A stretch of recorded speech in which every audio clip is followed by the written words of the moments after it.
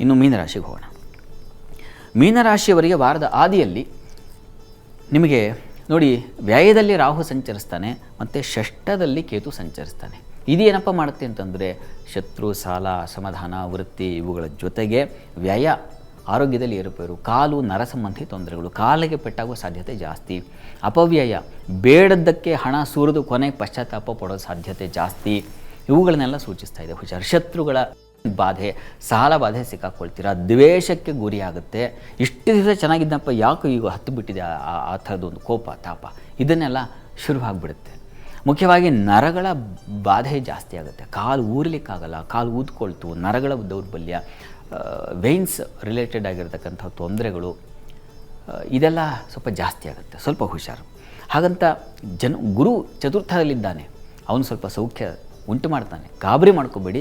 ಹೀಗಿದೆ ಅಂದಾಗ ನಾನಾಗಲೇ ಹೇಳಿದ ಹಾಗೆ ಎಚ್ಚರಿಕೆ ತೊಗೊಳ್ಳೋದು, ಪ್ರಿಕಾಷನ್ಸ್ ತೊಗೊಳ್ಳೋದು, ಅದು ಬಹಳ ಮುಖ್ಯ. ಆ ದೃಷ್ಟಿಯಿಂದ ಹೇಳ್ತಾ ಇದ್ದೀನಿ ಅಷ್ಟೇ. ಉಳಿದ ಹಾಗೆ ಚಂದ್ರನ ಸಂಚಾರ ಕೂಡ ಸ್ವಲ್ಪ ವಾರದ ಆದಿಯಲ್ಲಿ ಸ್ವಲ್ಪ ವೀಕ್ ಆಗಿದೆ, ಸ್ವಲ್ಪ ಹೆಚ್ಚು ವ್ಯಯ ಮಾಡ್ಕೊಳ್ತೇವೆ. ಸ್ತ್ರೀಯರಿಗೆ ಹೆಚ್ಚಿನ ವ್ಯಯ ಸೂಚಿಸ್ತಾ ಇದೆ. ಹುಷಾರು. ಇನ್ನು ವಾರದ ಅಂತ್ಯ ಭಾಗದಲ್ಲಿ ಗಮನಿಸೋಣ.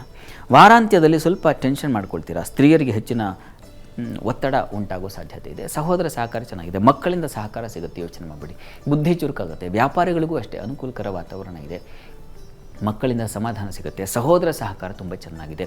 ಸೇವಕರು, ಸಹಾಯಕರು ಇಂಥವರಿಂದ ನಿಮಗೆ ಹೆಲ್ಪ್, ತುಂಬ ನನಗೆ ಟೈಮಿಗೆ ಹೆಲ್ಪ್ ಆಗೋದಿದೆಯಲ್ಲ, ಅದು ತುಂಬ ದೊಡ್ಡದು, ಅಂಥದ್ದೊಂದು ಹೆಲ್ಪ್ ಸಿಗುತ್ತೆ. ಈ ಥರದ್ದೆಲ್ಲ ತುಂಬ ಚೆನ್ನಾಗೇ ಇದೆ, ಆತಂಕ ಬೇಡ.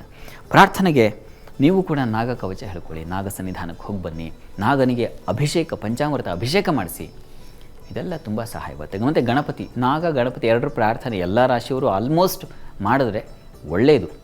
ಆಯಾ ಗ್ರಹಗಳು ಸ್ವಲ್ಪ ತೊಂದರೆ ಮಾಡುವಾಗ ಆಯಾ ದೇವತೆಗಳ ಆರಾಧನೆ ಮಾಡೋದು ತುಂಬ ಉತ್ಕೃಷ್ಟವಾದ ಫಲ ಕೊಡುತ್ತೆ.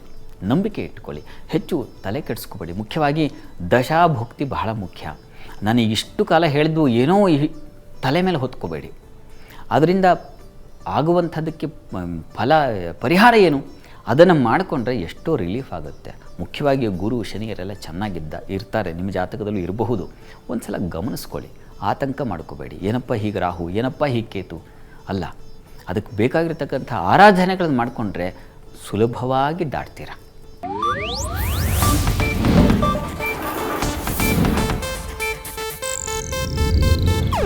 ಇದು ಏಷ್ಯಾನೆಟ್ ನ್ಯೂಸ್ ನೆಟ್ವರ್ಕ್ ಪ್ರಸ್ತುತಿ.